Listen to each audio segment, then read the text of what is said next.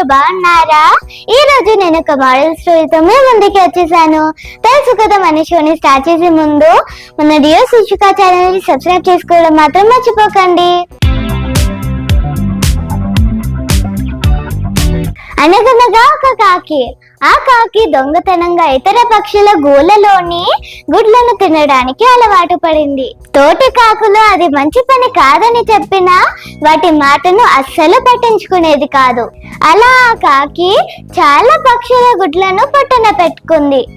ఒకరోజు ఆ గ్రామానికి కొంగలు వలస వచ్చి చింత చెట్టు పైన వాటి గుడ్లను పెట్టుకున్నాయి.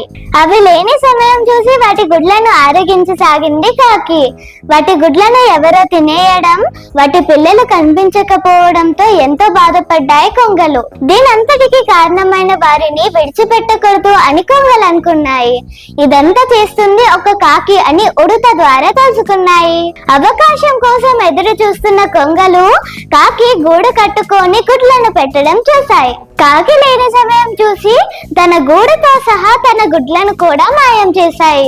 తన గుడ్లు లేకపోయేసరికి కాకి చాలా ఏడ్చింది. గుడ్లను పిల్లలను పోగొట్టుకున్న తల్లి బాధ ఎలా ఉంటుందో అప్పుడు అర్థమైంది కాకికి. తన తప్పును తెలుసుకున్న కాకి పశ్చాత్తాపడింది. కాకిలో వచ్చిన మార్పుని గమనించిన కొంగలు తన గూటిని గుడ్లను తెచ్చిచ్చాయి. తాను హాని చేయాలనుకున్నా కూడా తనకు కీడు తలపెట్టని కొంగలకు కృతజ్ఞతను తెలిపింది కాకి. అప్పటి నుంచి కాకి కష్టపడి ఆహారాన్ని సంపాదించుకోవడం ప్రారంభించింది. అలానే గింజలు పురుగులను మాత్రమే తినాలని నియమం పెట్టుకుంది.